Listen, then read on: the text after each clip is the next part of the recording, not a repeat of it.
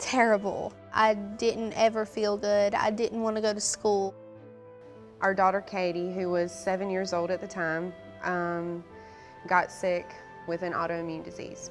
But at the time, we didn't know that that's what was wrong with her. It was a slow, gradual onset of symptoms and problems, and we took her to several doctors over the course of a 9-month period. She started with problems with a stuffy nose. In the next few months, she developed problems with her stomach. She felt sick and nauseous in the morning. After that, she started developing lower extremity joint pain. And when your second grader looks at you and says, "Mom, my legs hurt so bad, I just don't think I can't get out of the car, I can't go into church, I can't walk down the hall, I hurt," and she's crying, and that was very frustrating. It was heartbreaking for us, and nobody could tell us what was going on with her. We actually started with Dr. David Parsons at Charlotte Eye, Ear, Nose, and Throat, and we really liked him. He looked at her, he agreed that she needed a tonsillectomy. When we had that surgery done, we loved him. He prayed with us before that surgery, and so we knew that we were in the right place. But after that, when we went for our follow-up visits with Katie, she was not getting better. She was getting much worse. Her health took a rapid decline. And the reason that we ended up meeting Dr. Mair was because Dr. Parsons had the humility, the humanity, the compassion to say, "Look, I'm out of my comfort zone. I feel like she has a disease issue going on." So we went and we met Dr. Eric Mair. We sat down with him. We were very tired, very frustrated, scared, and we told him everything that she'd had going on, the nose problems, the stomach problems, the joint pain, and he listened to us.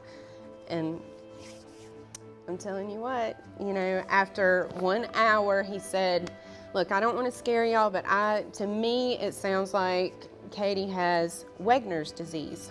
They called us the next week. They said, "Your test has come back positive." And at that time, we still knew nothing about Wegener's. We just knew that our child was really sick.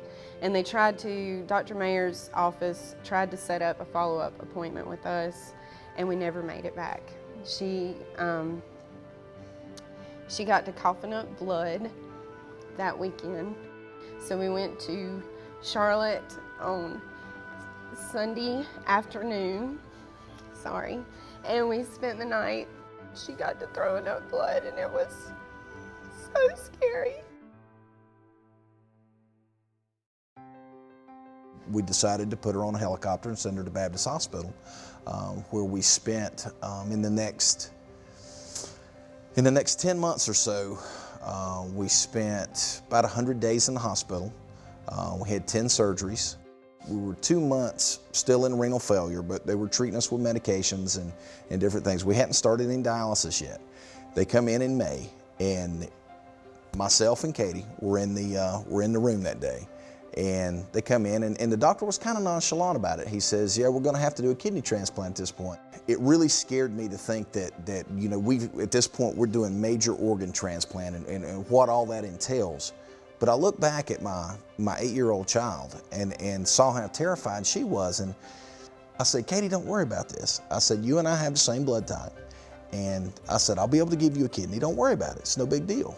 January the 19th, 2010 is we celebrate as our second birthday, I guess, and we're 3 years out on that.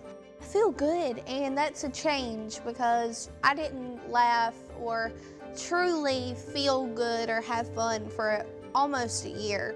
Life is just a lot easier at this point. Like, those simple pleasures weren't so simple back then.